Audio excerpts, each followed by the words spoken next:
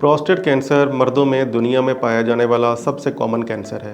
ये ज़्यादातर बूढ़ों की बीमारी है, लेकिन अब वक्त के साथ साथ ये यंग पेशेंट्स के अंदर भी इसकी तशख़ीस बढ़ती जा रही है। हमने नोटिस किया है कि 92% अवाम जो ये वीडियोस देखती है वो नॉन सब्सक्राइब है हमारे चैनल को। तो आपसे एक हम्बल रिक्वेस्ट ये है कि इस चैनल को प्लीज़ सब्सक्राइब करें ताकि आपके लिए हम बेहतर से बेहतर कंटेंट बनाएं और बड़े से बड़े डॉक्टर्स को अपने प्लेटफॉर्म पे ला सकें। Thank you. अस्सलाम वालेकुम, मेरा नाम डॉक्टर ज़िशान अहमद ख़ान नियाज़ी है।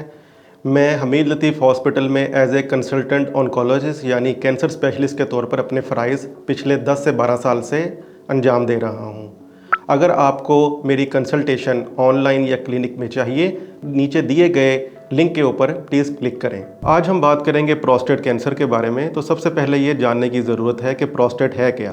प्रोस्टेट मर्द हज़रात में पाया जाने वाला एक ग्लैंड है जो कि मसाने के नीचे और पेशाब की नाली के इर्द गिर्द पाया जाता है, और अगर इसमें कैंसर की तशख़ीस हो तो उसे प्रोस्टेट कैंसर कहते हैं।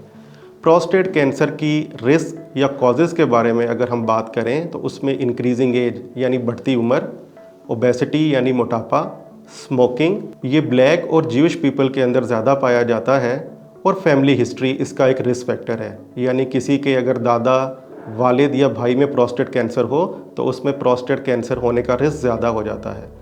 जहां हम बात करें कि प्रोस्टेट कैंसर की अलामात क्या हैं, तो प्रोस्टेट कैंसर की अगर इनिशियल स्टेजेस की अलामात के बारे में बात करें तो उसमें एक प्रोस्टेट कैंसर की नॉन कैंसरस कंडीशन जिसे बिनाइन प्रोस्टेटिक हाइपरप्लेजिया कहते हैं, उससे उसकी सिम्टम्स मुताबिकत रखते हैं। तो उनमें पाया जाता है नोक्चूरिया यानी रात के वक्त एक दफ़ा से ज़्यादा पेशाब का आना, इंक्रीज फ्रीक्वेंसी यानी दिन में पेशाब का थोड़ा थोड़ा और बार बार आते जाना, हेजिटेंसी यानी पेशाब का फ़ौरन स्टार्ट ना होना बल्कि वक्त लगना, अर्जेंसी यानी कि पेशाब पे कंट्रोल ना होना और बाज़-औक़ात लीक हो जाना, पोस्ट वॉइड यूरिनरी ड्रिबलिंग यानी पेशाब ख़त्म होने के बाद भी कतरों का गिरते रहना वगैरह शामिल है।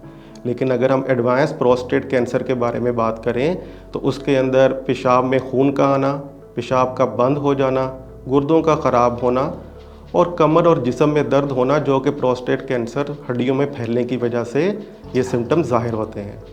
अगर हम प्रोस्टेट कैंसर की तशख़ीस के बारे में बात करें तो प्रोस्टेट कैंसर की तशख़ीस के लिए 2 सिंपल टेस्ट, जिसमें एक ब्लड टेस्ट जिसे PSA यानी प्रोस्टेट स्पेसिफिक एंटीजन कहते हैं, उससे हम ये पता लगा सकते हैं कि हमारे अंदर प्रोस्टेट कैंसर बढ़ रहा है या नहीं, और एक क्लिनिकल एग्ज़ामिनेशन जिसे डिजिटल रेक्टल एग्ज़ामिनेशन कहते हैं, उसके ज़रिए एक क्लिनिशियन अपनी बड़े पेशाब के रास्ते उंगली के ज़रिए ये महसूस कर सकता है कि प्रोस्टेट के अंदर कोई गिल्टी मौजूद है या नहीं है।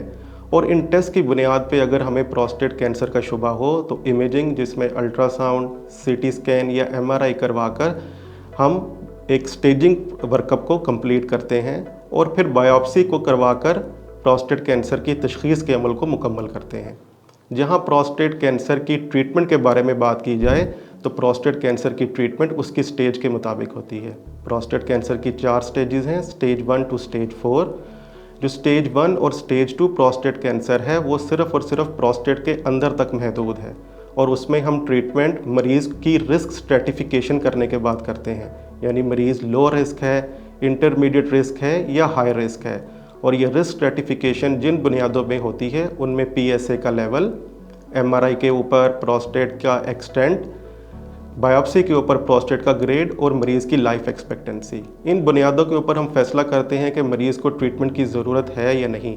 तो इनमें जो ट्रीटमेंट प्रोटोकॉल जो एडवाइस किए जाते हैं उसमें ऑब्जर्वेशन है, यानी कोई ट्रीटमेंट की ज़रूरत नहीं होती, शुआएँ या सर्जरी, और इसके साथ hormonal treatment. Stage 3 prostate cancer एक ऐसा कैंसर है कि जिसके अंदर बीमारी प्रोस्टेट से निकलकर सेमिनल वेसिकल या इर्द गिर्द के लिम्फ नोड में सरायत कर जाती है।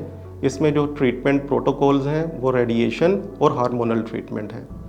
स्टेज 4 प्रोस्टेट कैंसर ऐसा कैंसर है जो प्रोस्टेट से निकलकर दूसरे अज़ा में फैल चुका हो, और इसमें सबसे मोस्ट कॉमन साइट बोन्स हैं।